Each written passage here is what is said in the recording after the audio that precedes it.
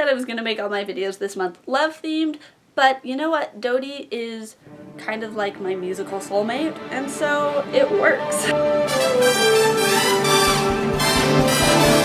Hey y'all! Welcome back to my channel. My name is Evelyn, and today I have for you something that I'm very, very excited about. My very own original tag video. I don't know where that giggle came from, but we're just gonna roll with it. So this is the Dodie book tag, inspired of course by one of my favorite artists. She is from the UK. She got her start on YouTube, but now she produces music and has EPs, and it's all wonderful and lovely. She means a whole lot to me because she was one of the first celebrity type people that I was exposed to who was openly bisexual, and her music just has a lot of meaning for me and a very special place in my heart. So for this tag, I took her past 3 years worth of music, her U EP, Party Tattoos, and then her new EP, Human, and each song has its own question that is bookish related. You know the drills with book tags. So yeah, we're just gonna hop right on into it. What are you doing Friday? Wanna help my worlds collide? Let's make a bow with all cut ties. Do you want his number?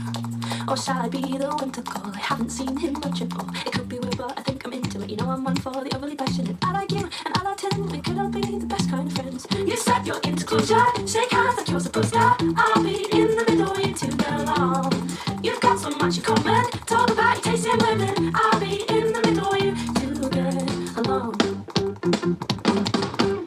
So song number 1 is In the Middle. Pick a favorite middle grade book, and I picked the Sisters Grimm series by Michael Buckley. This is one of the only childhood series that I still own all of the books. It's a mystery series that follows Sabrina and Daphne Grimm after they move in with their grandmother, discover that they are descendants of the Brothers Grimm, and that their new hometown of Fairyport Landing is also home to a bunch of fairy tale characters. It's really funny. I love all of the family relationships in it, from the relationship between the girls, and then their relationship with their grandma, and their found family of fairy tale characters. It's just such a wonderful series that I do not hear people talk about nearly enough. Can you see the panic inside? And making you uneasy all time. What goes on behind the words? Is there pity for the playing God? I'll close my mouth, I won't say a word. I'm not of pity for the playing God. Song number 2 is 6 out of 10. Pick a book that made you feel seen in some sort of way. A book that made you feel like you weren't alone in the universe, because that's what that song does for me. And for that I pick From Twinkle with Love by Sanjay Menon. I've actually talked multiple times about how much I related to Twinkle's character in this book. She's a teenage girl and she is very ambitious, but she also is very unsure of herself at the same time. She wants to follow her dreams, but she knows that it's really not likely that she'll succeed at them. And then also she's dealing with teenage problems like, are my friends really my friends? And how can I be popular? And do I even want to be popular? And boys, what? There were moments in this book where I cried because I related so strongly to the emotions that Twinkle was feeling that I was like, wow, I'm not alone. Tears.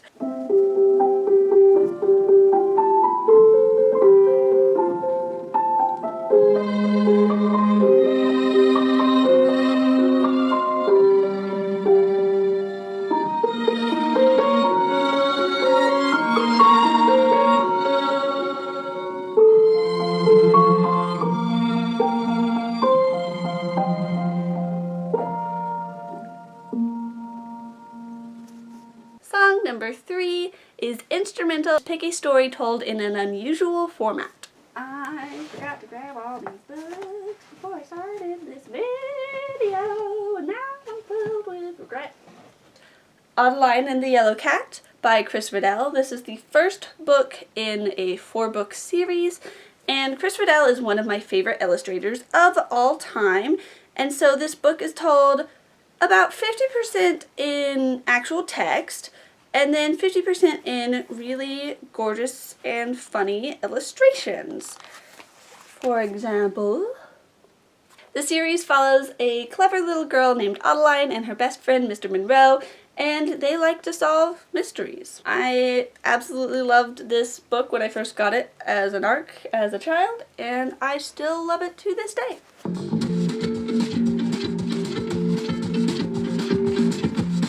I told you I was looking for some empathy. Well, you fooled me. Just a touch and I thought I was gone. And now someone's gonna get to know the better you did when I was supposed to. Oh, why did it have to be you? Again, now the next time there's an opportunity, I'll tread more carefully. My heart's running out of sanity. You know, how is it I've never felt that way before? Oh, I'm so sure. Oh, it wasn't gonna be. Song number 4 is You. Pick an out-of-genre book that you still loved.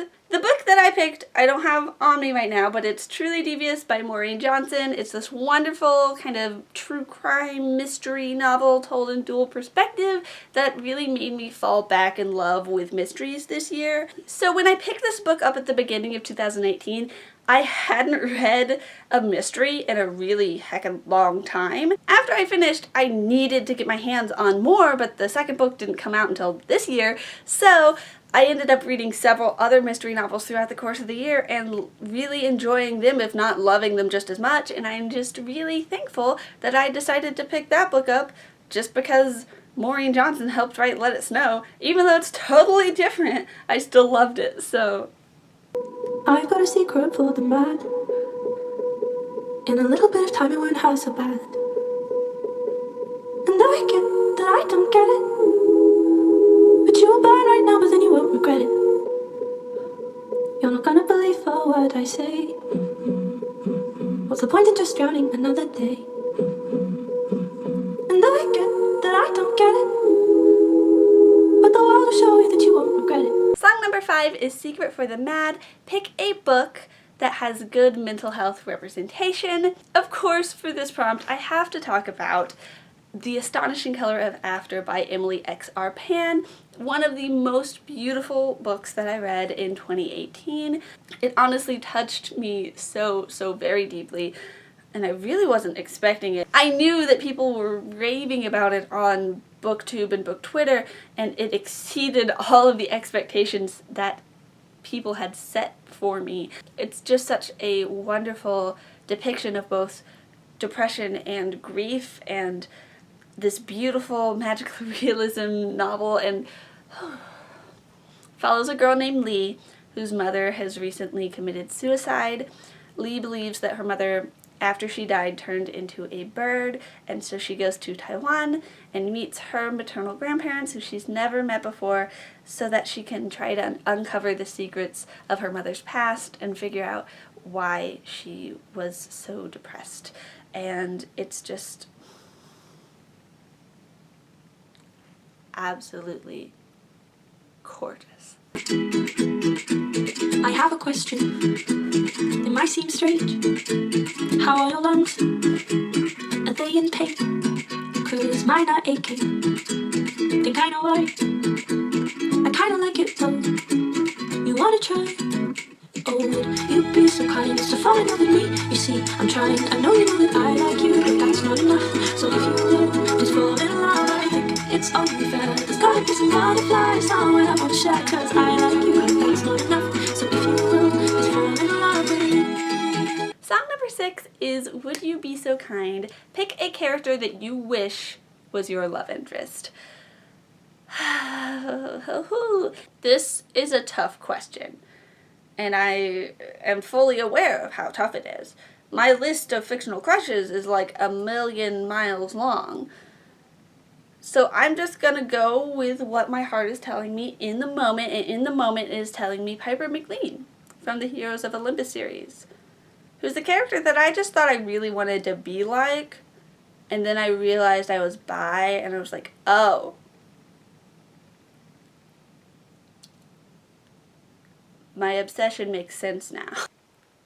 Am I blushing? I feel like I'm blushing. She's just such a strong, badass female character. And not in like she could beat you up kind of way. Her powers are literally directly linked to emotions, which is like so cool. Why am I getting flustered just by talking about her? She's just one of my favorite characters, period. And also, I would make out with her. That's all. That's all she wrote. All you need for a rocking good time is a bunch of people who don't give a damn. There's a yes in your head, gotta find more inside. You lose it in the morning, but ignore that.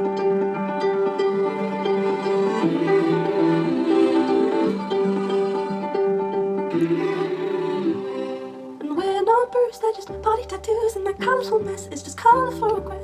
Black lipstick will never be a sin. I'll regret it when we're old with wrinkled up skin. Regret it when we're old with wrinkled up skin. Regret it when we're old with wrinkled up skin. Song number 7 is Party Tattoos. Pick a book squad that you would love to be a part of. So this is a friendship group from any book. Which one would you want to hang out with on the daily? And of course I have to go with Simon and his friends from Simon versus the Homo Sapiens Agenda. They're nerds, they're into musical theater, they have the same sense of humor as me and my friends, and I love them all, and I just want them to be real so that I can hang out with them. Please. Yes, these new walls are pretty hard to crack, and it might take a while until I trust you won't attack or I apologize, but it was only self-defense. Running away just made sense. But here I am with arms unfolding. I guess it isn't quite the end. Old partner in crime, I am going to try to fall in love with you again.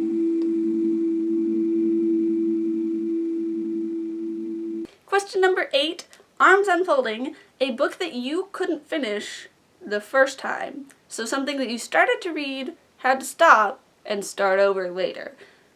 Ironically, mine is Simon versus the Homo Sapiens Agenda.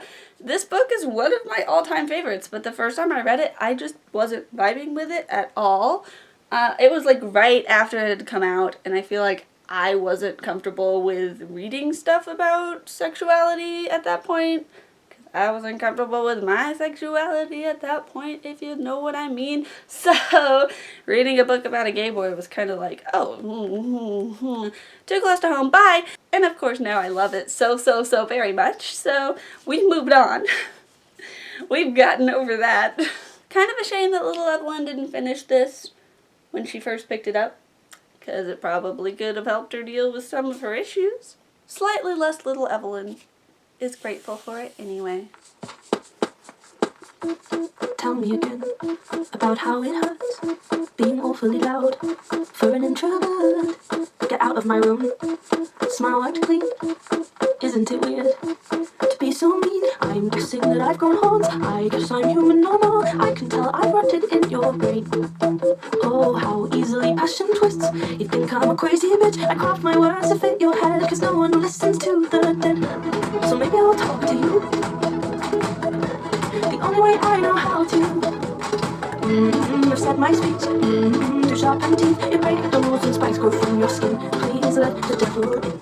Question number 9, Monster. Pick an adaptation that hurt you. We all have one. A favorite story that got adapted into a movie or a TV show that was so terrible that it caused us physical pain. For example, the 2007 New Line Cinema adaptation of Philip Pullman's The Golden Compass was so terrible that at age 6 it made me cry in a movie theater. Let's find out just how far I'll go to look like someone you should know. Maybe I'd sound a little better if my features were more sweet. Your mind's already been made up. You saw my number and my number wasn't good enough. I'll write a little better if I'm willing to compete. I'll do it if I have to, hoping for an in-between. Know what I meant when I said that I wanted to be seen. Question number 10, not what I meant. Pick a book that you forced yourself to read because of the hype. For me, kind of unfortunately, that is Strange the Dreamer by Laini Taylor. I didn't dislike this book. I actually really enjoyed it. It just wasn't as mind-blowingly wonderful as I had expected it to be. So many people whose opinions I value very, very highly just absolutely adore this book. And I think that in this case, the hype around it really hurt my reading experience because I kept expecting it to be something absolutely amazing and mind-blowing and wonderful, and I think that kept me from connecting with it as much as I could have if I'd picked it up earlier. I still want to read Muse of Nightmares and finish out the duology because I'm interested in where the story is going and I enjoyed some of the characters. I just, was expecting to be absolutely blown away, and I was like, oh, well, that was nice. Will you share your soul with me? Unzip your skin and let me have a seat. Paint me in trust, I'll be your best friend. Call me the one, this night just can't end. Oh, I'm so human.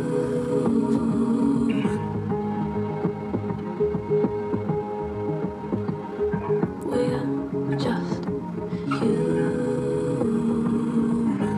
Question 11, human, pick a book that you wish you could have written.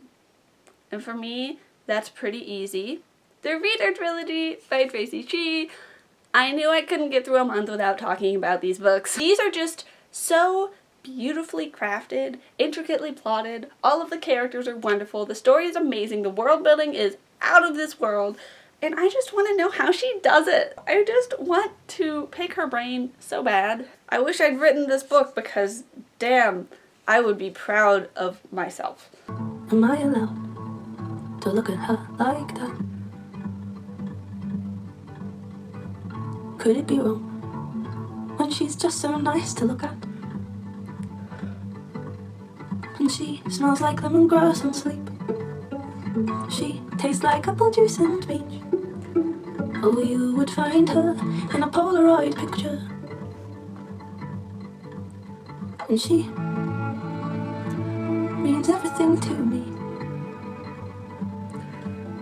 Oh. Song number 12 is She, and that's actually the first Dodie song that I ever listened to back when she posted it on YouTube for the first time, and I remember just being so deeply moved by it and not understanding why. Kind of obvious now. So those were actual tears in the lip syncing clip because every time I listen to that song, it makes me cry.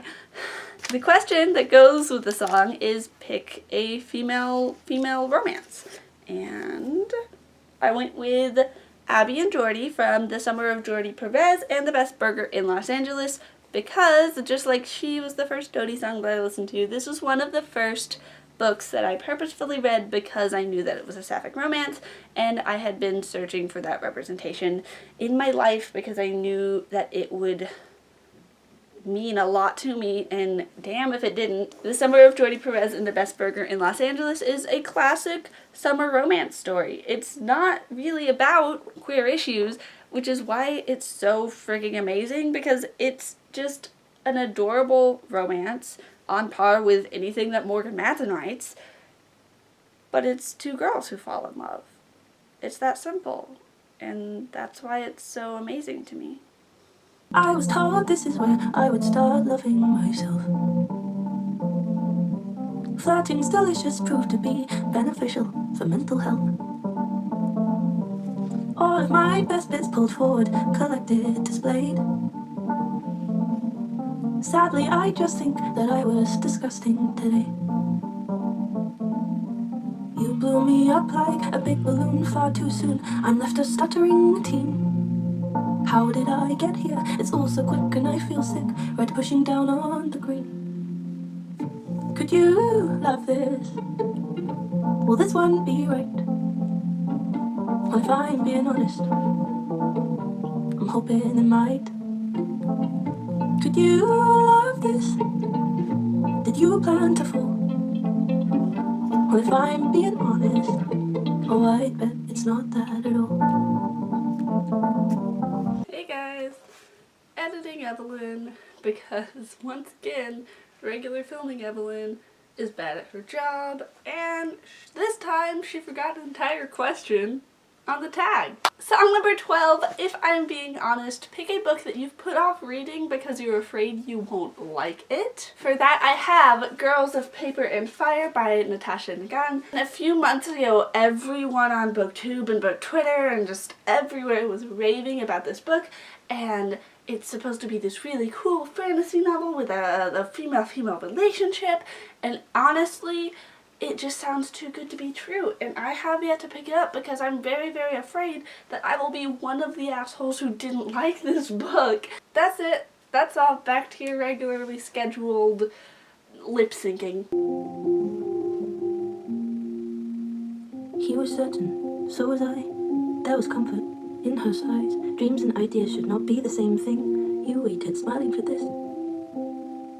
Oh, she'd want it if she knew she could take it. I thought to be careful, be cautious, but you just wished harder. You waited, smiling for this. But they love you, over and over they love you. Thousands and thousands of eyes just like mine, aching to find who they are. Oh, they love you, oh, you can feel how they love you. Coded I won't, but that's all they can do. Words only get through if they're sharp.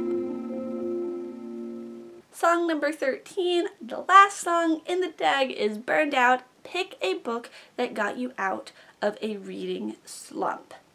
And this is kind of twofold. I'm actually just picking an author, basically, because all of her books that I've read so far have broken slumps for me. She is the slump-breaking queen, and that is Ashley Poston. So, Geekerella, as you know, I absolutely adore. Both times I've read it in a day, helped me get over 2 different reading slumps. I just finished the first book in her sci-fi series, Heart of Iron, and oh my gosh, the woman is a goddess, because she can write this adorable contemporary and also a sci-fi that I love, and they're both so wonderful. And yeah, I've been in a pretty terrible reading slump because I'm trying so hard to finish Priory of the Orange Tree before it releases, but that book is so long, and I just got to a point where I was like, I can't read. Like, I cannot read because I'm not reading Priory, but I can't read Priory because it's way too long, and my anxiety was just like, whoa, whoa.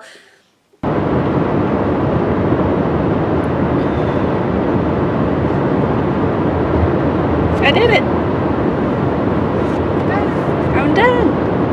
So I picked up Heart of Iron, and I finished it in like 3 days, so not as easy of a read, but just as wonderful, and I'm so excited because I get a companion novel to this and a sequel to that, both in this year, and I'm so ready. I love those characters so freaking much. Geekerella is a Cinderella retelling. Heart of Iron is based off of Anastasia. So it's Anastasia in space. It follows this girl named Anna and her android friend DO9 or Di. They're kind of outlaws. They are searching for this lost ship because Anna thinks that it holds the key to repairing DO9's broken memory core. They end up accidentally kidnapping a member of like the royal family. And then uncovering this whole plot to take over the kingdom, and it's just amazing, and I love it, and it's just the kind of rollicking sci-fi adventure that I needed to break me out of my slump. Ashley Poston, guys, y'all have been sleeping on her, and I need you to quit it. Alright, that is all that I have for you guys today. I'm so relieved to finally be filming and then editing and then posting this video for the world to see. I've been wanting to make my own original tag, and then when Human released, I was just like, this is perfect.